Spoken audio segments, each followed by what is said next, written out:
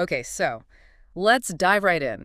Imagine walking into the Oval Office on day one, ready to make big changes. But you're facing a government that feels like, well, a bit of a mess, frankly. Where do you even start? It's a daunting task, no doubt. That's where Mandate for Leadership 2025, the conservative promise, comes in. It's like a playbook, a detailed guide for a conservative president. A blueprint, almost. Mm-hmm. And you could say it's a direct descendant of the strategies Reagan used in the 80s, Yeah. which, were hugely influential. Right.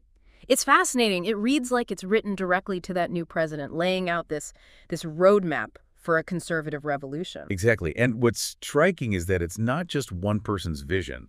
It's a collaboration, a consensus from over 400 conservative minds. Yeah, they make it clear this isn't some theoretical document. Not at all. This gets into the nuts and bolts of running the White House, and maybe even more importantly, how to deal with the federal bureaucracy, which, can be its own beast. Oh, absolutely. Yeah. And they're very upfront about that. The challenges, they argue that, the federal workforce is often completely at odds with conservative goals, like almost like a beast that needs to be, well, tamed is the word they use. Yeah, tamed. And that's where this whole personalis policy idea comes in, right? Absolutely. It's front and center. It's about getting the right people into the right positions. Exactly. It's about building a team that's aligned with your vision top to bottom.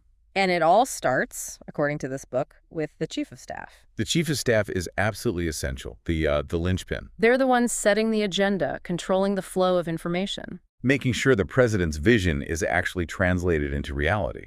And they're not shy about the skills needed for that job. They get very specific. They talk about experience, political instincts, a willingness to fight for the agenda. This isn't a job for the faint of heart. Not at all. You need someone who can go toe-to-toe with Congress, handle the media, and stand up to those career bureaucrats who, let's face it, might try to undermine things. It's almost like you need that enforcer, in a way. Someone who can navigate those shark-infested waters, for sure. Now, they also spend a lot of time on the White House Council. Oh, yes. And it's not just about saying no, which is kind of the stereotypical view. It's much more nuanced than that. They're advocating for a proactive approach, finding ways to get things done, legally, of course, but creatively. So it's like thinking outside the box. Precisely. It's about pushing the boundaries of what's legally possible, which, takes a certain kind of legal mind. So we've got our strong chief of staff, our White House counsel, who's willing to bend the rules without breaking them. What other roles do they highlight as being crucial? Well, one that stands out is the Director of Presidential Personnel. Mm-hmm. They argue that this is a really critical role. Now, for our listeners who might not know all the ins and outs of the White House, remind us what that position actually does. Sure. This person is responsible for vetting and recommending people for all sorts of positions throughout the government, and they have a lot of influence. So it's about shaping the team, even beyond the White House itself. Absolutely. It's about making sure you've got people who share your vision in key roles throughout the government. Because if you don't, even the best policies in the world can be, well, misinterpreted, misapplied, you name it. It's that old adage, personnel is policy. Exactly. It's about having the right people in place to execute the agenda. So we've got our team inside the White House, but then there's the mammoth task of dealing with the rest of the government. Right. The whole federal bureaucracy, it's a whole other ballgame. So how do they approach that, dealing with the rest of the government, the bureaucracy? What's interesting, they don't shy away from the challenge at all. In fact, they really lean into it. They do. One of the things that really struck me is how they talk about this shift of power away from Congress and towards these unelected bureaucrats. Right, which isn't exactly a new phenomenon. No, but they have a really striking term for it. They call it the administrative state. Yeah, and they see it as a threat, a direct threat to conservative principles. Absolutely. They basically argue that this vast network of agencies has become too big, too powerful. For our listeners who haven't heard that term before, administrative state, what are we really talking about here? Well, think about all the federal agencies that have the power to create and enforce regulations, like the EPA, the FCC, and so on. Right, so it touches everything, the environment, communications, you name it. Exactly. And the book argues that this bureaucracy has really ballooned, often exceeding its original purpose. They see it as stifling individual liberty, stifling economic growth, just through sheer volume of rules and regulations. So what's the answer? What do they propose a conservative president actually does about it? Well, unsurprisingly, it starts with personnel. They argue for strategic appointments, putting people who share a conservative ideology in key positions within these agencies. It's that personnel as policy idea again. Exactly. It's about shifting the culture, the priorities from within, rather than just relying on Congress to make big changes. Which, let's face it, Congress isn't always so good at, It can be a bit of a slow process. to put it mildly. They even suggest using the budget process to defund or even dismantle programs or agencies that don't align with conservative principles. That's pretty bold. It's a strong tactic, for sure. But they see it as necessary to gain control over this, what they see as an out-of-control bureaucracy. And it's interesting because for all the emphasis on personnel, they also talk about working with Congress. They do. Yeah. But they also caution against getting bogged down in endless negotiations. Right. Don't compromise on those core principles. Exactly. It's a delicate balance, right? Yeah. You need to be able to work with Congress, but you also can't lose sight of the big picture. And that's where the Office of Legislative Affairs comes in. The OLA, right. Yeah, the OLA.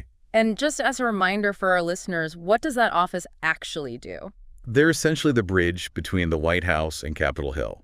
They advocate for the president's agenda, build relationships with members of Congress, and, well, try to get legislation passed. And according to Mandate for Leadership, it sounds like they need to be pretty skilled operators. Oh, absolutely. They need to be savvy negotiators, Yeah. able to find common ground, but also willing to stand their ground when it comes to those core conservative values. So it's a tough job. You need to be both pragmatic and principled. It's a tightrope walk, for sure. And the book acknowledges that even with a strong mandate, there are limits to what a president can achieve, especially when it comes to Congress. Right. You've got to pick your battles. And that brings us to the bigger picture, really. This isn't just a technical manual for running the government. It's rooted in a whole philosophy of governance. It's about ideology as much as it is about strategy. Absolutely. Mandate for Leadership is unapologetically conservative. It emphasizes limited government, individual liberty, free markets. It's all there. It makes me think of that famous Reagan quote, "Government is not the solution to our problem. Government is the problem." Oh, absolutely. That's a real touchstone for them. And they argue that, conservative principles aren't just about shrinking the size of government. It's really about empowering people, families, communities, letting them thrive without so much interference. But isn't there a kind of a tension there? Because on the one hand, they want a smaller, less intrusive government, but then this whole mandate is about, well, taking control of the government, using it to enact a very specific agenda. So how do they reconcile those two ideas? Yeah, that's a sharp observation, and it's a tension that runs through the whole book, really. They argue, basically, that you need a strong government, at least for a while, to undo the damage they see from, decades of progressive policies. So it's like you need to use the system to fix the system? In a way, yes. They argue you need to use the tools of government to dismantle the parts of government that have become, in their view, bloated and out of control. So it's more like surgery than demolition. Precisely. It's a very deliberate, strategic approach.